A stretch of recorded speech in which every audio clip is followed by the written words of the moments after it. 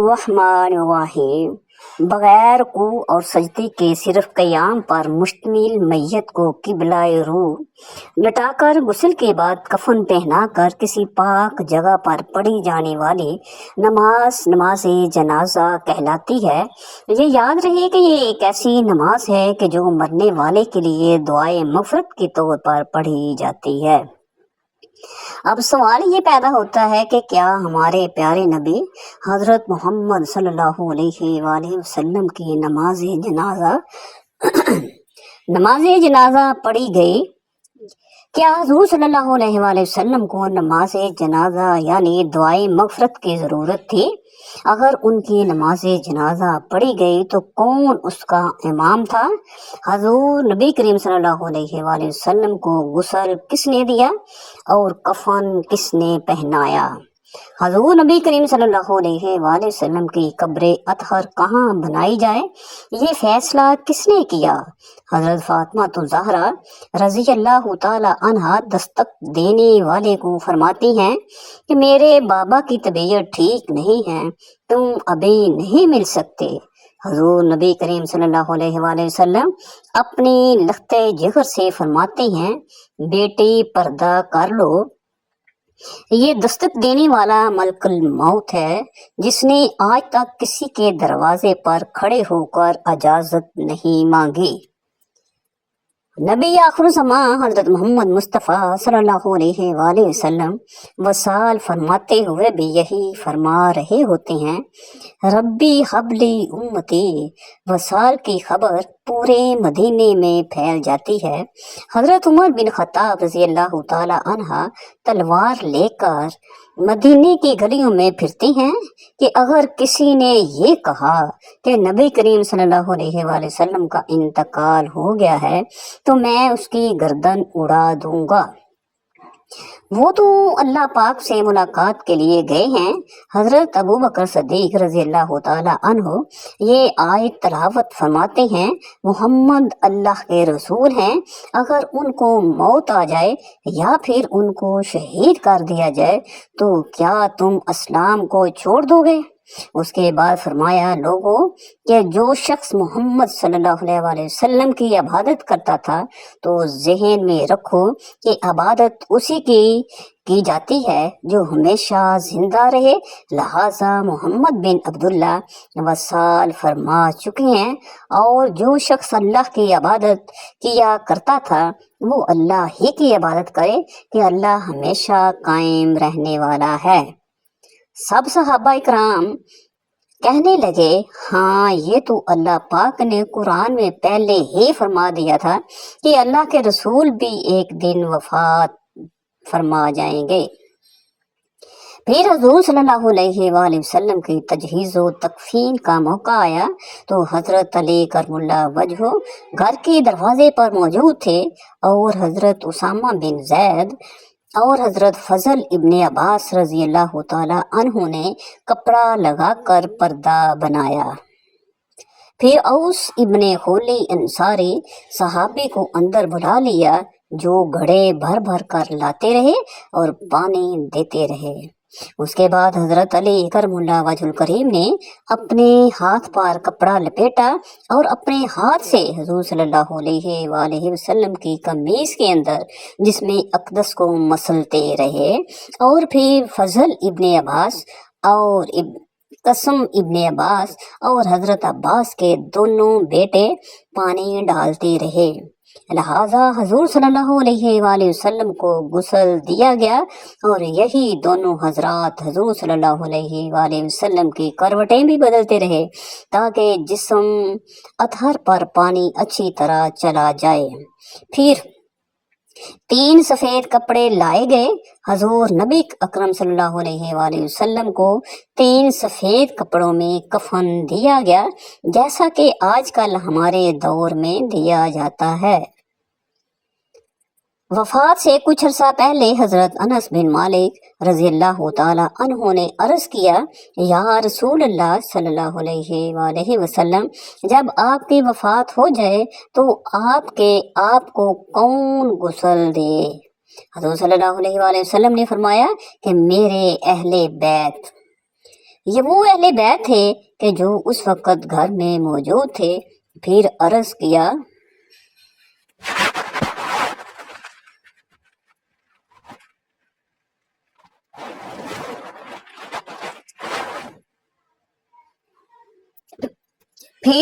کیا کہ آپ کو قبر میں کون اتارے؟ فرمایا میرے اہل بیت۔ عرض کیا جنازہ کون پڑھائے؟ اس پر حضور نبی کریم صلی اللہ علیہ وآلہ وسلم کی آنکھوں سے آنسو آ گئے۔ فرمایا جب میری وفات ہو جائے تو جگہ خالی چھوڑ دینا، سب سے پہلے اللہ مجھ پر رحمت فرمائے گا۔ یہ اشارہ تھا کہ جنازے میں دورہ شریف پڑھنا ہے، کہ جنازے میں درود شریف بھی پڑھنا ہے۔ نبی کریم صلی اللہ علیہ وآلہ وسلم کے لیے مغفرت کی کوئی دعا ہو سکتی ہے بھلا؟ پھر فرمایا جبرائیل امین علیہ السلام آئیں گے اور وہ میرے لیے دعا کریں گے۔ پھر میرے اہل بیت آ جائیں، سارے مرد آ جائیں، وہ دعا کریں گے۔ پھر اس کے بعد ان کی عورتیں اور بچے آ جائیں، پھر غلام آ جائیں، اس طرح پھر مہاجرین آ جائیں، ان کے مرد پہلے، پھر عورتیں اور بچے۔ اسی طرح فرمایا کہ انصار آ جائیں اور ان کے مرد پہلے، پھر عورتیں اور بچے، اور آخر پر غلام۔ اس طرح جنازہ حضور صلی اللہ علیہ وآلہ وسلم پر درود و سلام پڑھا گیا۔ اسی طرح حضور نبی اکرم صلی اللہ علیہ وآلہ وسلم کی قبر کھودنے کا موقع آیا تو لوگوں میں اختلاف تھا کہ حضور صلی اللہ علیہ وآلہ وسلم کی قبر کہاں کھودی جائے۔ اتنے میں حضرت ابوبکر صدیق رضی اللہ تعالی عنہ منبر پر تشریف لائے اور کہا کہ میں نے رسول اللہ صلی اللہ علیہ وآلہ وسلم سے سنا تھا کہ جہاں میری وفات ہو مجھے وہاں ہی دفن کیا جائے۔ اسی طرح کی بات شیر خدا حضرت علی کرم اللہ وجہ الکریم سے بھی منسوب ہے کہ آپ نے فرمایا تھا کہ جہاں نبی کی وفات ہوتی ہے وہاں ہی اس کی تدفین کی جاتی ہے۔ حضرت محمد صلی اللہ علیہ وآلہ وسلم اپنے صحابہ کرام رضوان اللہ تعالی علیہم اجمعین کو حضرت خضر علیہ السلام کا قصہ سنا رہے تھے۔ آپ صلی اللہ علیہ وآلہ وسلم نے فرمایا کہ حضرت خضر علیہ السلام کا باپ ایک بادشاہ تھا جو حضرت خضر علیہ السلام کو اپنی بادشاہت نوازنا چاہتا تھا، لیکن حضرت خضر علیہ السلام کو دنیا کی بادشاہت پسند نہ آئی تو اس نے اپنے والد کی سلطنت کا جانشین بننے سے انکار کر دیا اور اپنے والد گرامی سے ناراض ہو کر جنگل میں جا کر رہنے لگے، جہاں ان کو کوئی بھی ڈھونڈ نہ سکا۔ آپ علیہ السلام کا گزر ایک آب حیات چشمے سے ہوا، اس چشمے سے پانی پی کر آپ تا حیات زندہ رہنے میں کامیاب ہو گئے۔ آپ علیہ السلام کے تا حیات زندہ رہنے کا ذکر کافی روایات میں ملتا ہے۔ حضرت انس بن مالک رضی اللہ تعالی عنہ نے ایک روایت میں آپ کا ذکر اس طرح کیا ہے کہ جب اللہ کے نبی اکرم صلی اللہ علیہ وآلہ وسلم کا وصال ہوا تو ایک بزرگ سارے مجمع سے ہوتا ہوا آپ صلی اللہ علیہ وآلہ وسلم کی میت کے پاس آ کر رک گیا۔ اس نے کچھ پڑھا اور واپس چل بسا۔ اس کے جانے کے بعد وہاں موجود صحابہ کرام رضوان اللہ تعالی علیہم اجمعین نے پوچھا یہ کون شخص ہے؟ اس شخص کے بارے میں کوئی علم رکھتا ہے؟ حضرت علی کرم اللہ وجہ الکریم بولے جی ہاں، یہ حضرت خضر علیہ السلام ہے۔ حضرت خضر علیہ السلام اللہ کے حکم سے مصیبت زدہ لوگوں کی رہنمائی کرتے ہیں۔ آپ علیہ السلام لوگوں سے صلاح کر کے ان کو اللہ کے حکم کے مطابق زندگی بسر کرنے کا حکم دیتے ہیں۔ ایک روایت میں ہے کہ حضرت خضر کی کنیت ابو العباس اور اس کے آباء و اجداد کا نام یاد رکھے گا تو اس کو مرتے وقت کلمہ نصیب ہوگا۔ हजरत ईसा अलैहिस्सलाम और हजरत खिज़र अलैहिस्सलाम के बाद तीसरे जिंदा नबी हजरत इलियास अलैहिस्सलाम का जिक्र आता है। आपका जिक्र कुरान पाक में 2 जगहों पर मौजूद है।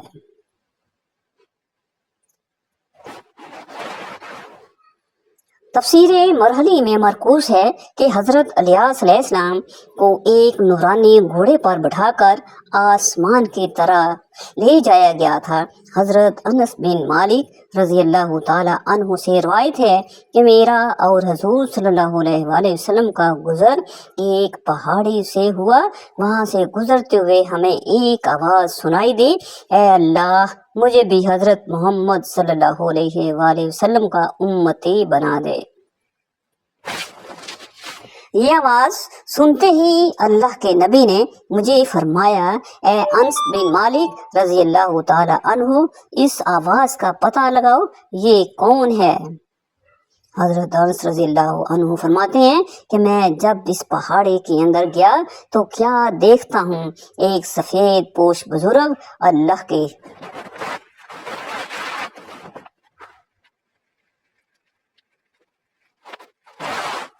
एक सफेद पोश बुजुर्ग अल्लाह की इबादत में मशगूल था। जब उसने मुझे देखा और कहा, बंदे, आप हजरत मोहम्मद सल्लल्लाहु अलैहि वसल्लम के सहाबी हैं। हजरत अनस बिन मालिक ने हाँ में जवाब दिया।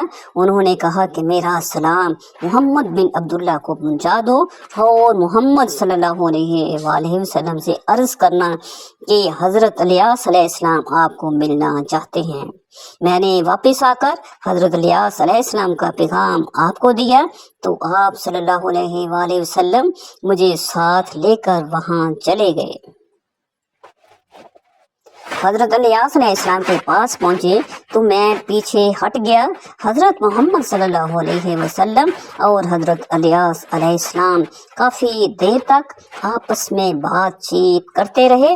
अल्लाह की तरफ से आसमान से खाना नाजिल हुआ तो हजरत मोहम्मद सल्लल्लाहु अलैहि वसल्लम ने मुझे भी पास बुला लिया।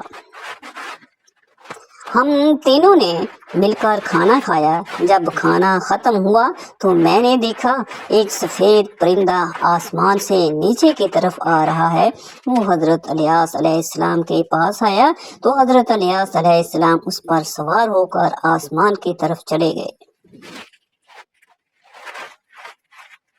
रवायतों से मालूम होता है कि इस निकाह के पैगाम से पहले ही हुजूर सल्लल्लाहु अलैहि वसल्लम को अल्लाह की तरफ से कुछ इशारे मिल गए थे कि हज़रत फातिमा तो ज़हरा की शादी अली से करा दो।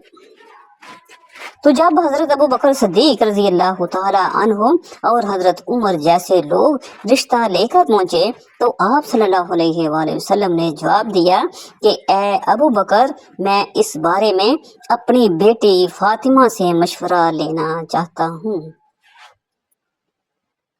इसलिए आप लोग थोड़ी देर इंतज़ार करें। और फिर हुजूर सल्लल्लाहु अलैहि वसल्लम हुजरे के अंदर अपनी बेटी फातिमा के पास गए और उनसे कहने लगे, ए मेरी बच्ची, बाहिर अबू बकर और उमर अली के साथ तुम्हारे रिश्ते का पैगाम लेकर आए हैं, क्या तुम राज़ी हो?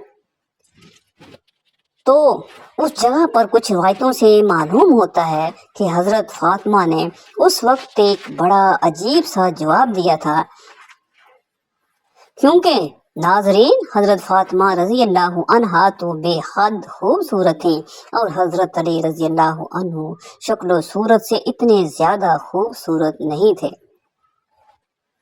उनकी आंख में भी कुछ बीमारी सी थी कि जिसकी वजह से उनकी आंख पूरी तरह नहीं खुलती थी। और हजरत अली करमुल्लाह वजहुल करीम की बाएं टांग भी एक हादसे की वजह से कुछ तेजी से हो गई थी और वो कद में भी बहुत छोटे थे। अगरचे हज़रत अली रज़ी अल्लाह ताला अन्हु ने हुज़ूर सल्लल्लाहु अलैहि वसल्लम का हर मौका पर साथ दिया था और इस्लाम की खातिर उन्होंने ऐसी ऐसी कुर्बानियाँ दी कि जिन्हें बयान करना मुश्किल है। इस बात का इतराफ़ सभी सहाबा कराम करते थे और हज़रत फातिमा तो ज़हरा अभी उस चीज़ से अच्छी तरह वाकिफ थी और वो हजरत अली की बहुत ज्यादा इज्जत करती थी। लेकिन जब उनके साथ शादी की बात आई और हुजूर सल्लल्लाहु अलैहि वसल्लम ने पूछा, ए मेरी बच्ची फातिमा, क्या तुम अली के साथ शादी करने को तैयार हो? तो हजरत फातिमा ने जवाब दिया, क्या एक ऐसा इंसान कि जिसकी आंख में बीमारी हो वो मेरे ही किस्मत में लिखा था? तो हजरत फातिमा रज़ियल्लाहु अन्हा का ऐसा जवाब सुनकर हुजूर सल्लल्लाहु अलैहि वसल्लम मायूस हो गए और उठकर बाहर की तरफ जाने लगे। तो हजरत फातिमा रज़ियल्लाहु ताला अन्हा ने जब अपने वालिद के चेहरे पर गम के आसार देखे तो कहने लगे कि ए मेरे अब्बा जान, आप क्या चाहते हैं? तो हजूर सल्लल्लाहु अलैहि वसल्लम ने जवाब दिया कि ए फातिमा, ये रिश्ता लेकर जो हजरात मेरे पास आए हैं उनका मेरी ज़िंदगी पर एक बहुत बड़ा एहसान है, मैं उन्हें मना नहीं कर सकता। तो हजरत फातिमा तो ज़हरा रज़ियल्लाहु ताला अन्हा ने कहा कि फिर मैं राज़ी हूँ। बेटी का ऐसा जवाब सुनकर हजरत सल्लल्लाहु अलैहि वसल्लम खुशी खुशी बाहर आए और हजरत अबू बकर और हजरत उमर को खुशखबरी सुनाई कि फातिमा तो ज़हरा रज़ियल्लाहु ताला अन्हा ने हाँ कर दी है।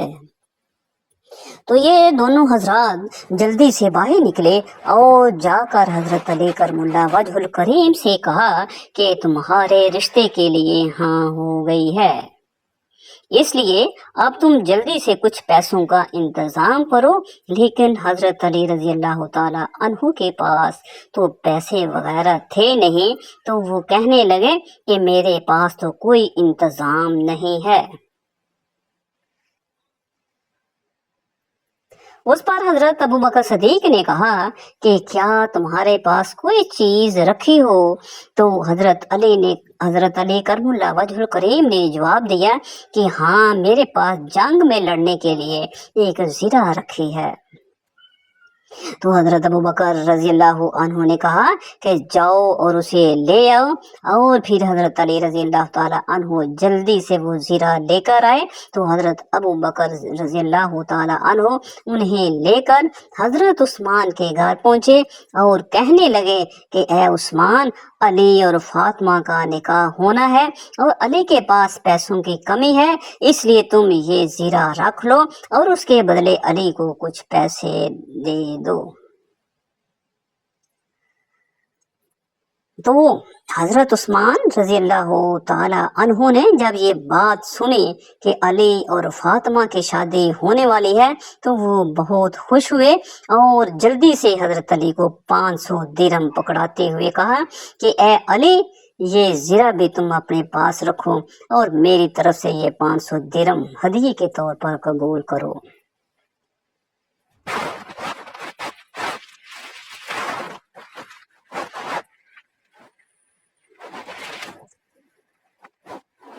और जाओ और अपनी शादी का इंतज़ाम करो। हजरत अली रज़ियल्लाहु ताला अन्हु ने वो पैसे लाकर हुजूर सल्लल्लाहु अलैहि वसल्लम को दे दिए और फिर आप सल्लल्लाहु अलैहि वसल्लम ने उन्हीं पैसों से हजरत फातिमा के लिए जहेज का कुछ सामान मंगवाया, जिसमें एक तांबे का लोटा था और मिट्टी के कुछ बर्तन, बिछाने का एक बिस्तर था और खजूर के 2 तकिए थे। और फिर हजरत फातिमा और हजरत अली का निकाह कर दिया गया। आगे चलकर इन दोनों हजरात से जो औलादें पैदा हुई उन्हें आज हम नौजवानाने जन्नत के नाम से याद करते हैं। इस पूरे अहले बैत घराने की फजीलतों में हजारों हदीसें रवायत में मिलती हैं कि हुजूर सल्लल्लाहु अलैहि वसल्लम ने हजरत फातिमा तो ज़हरा रज़ियल्लाहु ताला अन्हा के बारे में फरमाया कि मेरी बच्ची फातिमा मेरे जिगर का टुकड़ा है, जिसने मेरी बच्ची को रुलाया उसने मुझे रुलाया, और जिसने मेरी बच्ची को खुश किया उसने मुझे खुश किया। ایک اور حدیث میں ہے کہ حضور صلی اللہ علیہ وآلہ وسلم نے فرمایا کہ میری بیٹی کا نام فاطمہ اس وجہ سے رکھا گیا کیونکہ اللہ نے اسے جہنم سے بچا لیا ہے، اور جو بھی میری بچی فاطمہ سے محبت کرے گا اللہ اسے بھی جہنم سے بچا لے گا۔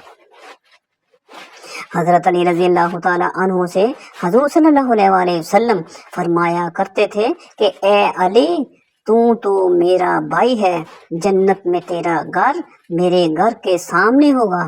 حضرت فاطمہ رضی اللہ تعالیٰ عنہا سے نکاح کے کچھ سالوں بعد حضرت علی رضی اللہ تعالیٰ عنہ نے چاہا کہ وہ ابو جہل کی بیٹی سے بھی نکاح کر لے، لیکن حضور صلی اللہ علیہ وآلہ وسلم کو جیسے ہی اس بات کی خبر ہوئی تو حضرت علی کرم اللہ وجہ الکریم کو سختی سے منع فرمایا کہ میں کسی حال میں بھی علی کو اجازت نہیں دیتا کہ میری بیٹی فاطمہ کی موجودگی میں وہ کسی اور لڑکی سے شادی کریں، کیونکہ میری بچی فاطمہ میرے جگر کا ٹکڑا ہے، اور جس نے اسے تکلیف دی اس نے مجھے تکلیف دی، اور جس نے اسے خوش رکھا اس نے مجھے خوش رکھا۔ اسی لیے حضرت علی کرم اللہ وجہ الکریم نے ساری زندگی حضرت فاطمہ رضی اللہ تعالی عنہا کی موجودگی میں کسی اور لڑکی سے شادی نہ کی۔ ناظرین، کچھ علماء نے لکھا ہے کہ حضرت خضر علیہ السلام اور حضرت الیاس علیہ السلام ہر سال رمضان المبارک میں بیت المقدس میں تشریف لاتے ہیں اور روزے رکھتے ہیں۔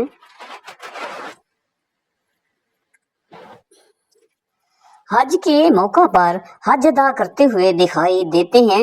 یہ دونوں نبی علیہ السلام بر اور بحر میں مصیبت زدہ لوگوں کی مدد کرتے ہیں۔ چوتھے نبی جو ابھی تک زندہ ہیں وہ حضرت ادریس علیہ السلام ہیں، جن کے بارے زندہ ہونے کی روایت ملتی ہے۔ قرآن مجید کی سورۃ مریم کی آیت 57-56 میں آپ کا ذکر اس طرح ملتا ہے کہ وہ ایک نیک پرہیزگار انسان اور نبی تھے کہ اللہ تعالیٰ نے حضرت ادریس علیہ السلام کو جنت سے اٹھا لیا تھا۔ شب معراج کے موقع پر چوتھے آسمان پر حضرت محمد صلی اللہ علیہ وآلہ وسلم اور حضرت ادریس کی ملاقات ہوئی۔ حضرت ادریس علیہ السلام کا چھٹے آسمان پر ہونے کا بھی ذکر ملتا ہے۔ حضرت ادریس علیہ السلام زمین کی سیر و سیاحت کے ساتھ ساتھ اللہ کے ذکر میں مشغول رہتے تھے۔ حضرت ابن عباس رضی اللہ تعالی عنہ نے فرمایا کہ حضرت ادریس علیہ السلام ایک درزی کا کام کرتے تھے۔ آپ کپڑوں کی سلائی کرتے جاتے اور اللہ کا ذکر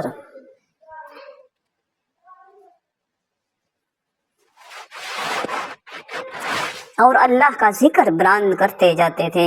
جب شام ہوتی تو آپ کی نیکیاں بے تحاشا ہو جاتی تھیں۔ زمین پر رکھنے والوں انسانوں سے سب سے زیادہ نیکیاں آپ کی اللہ کے ہاں شمار ہوتی تھیں۔ آپ کو زندہ آسمان کی طرف اٹھا لیا گیا تھا۔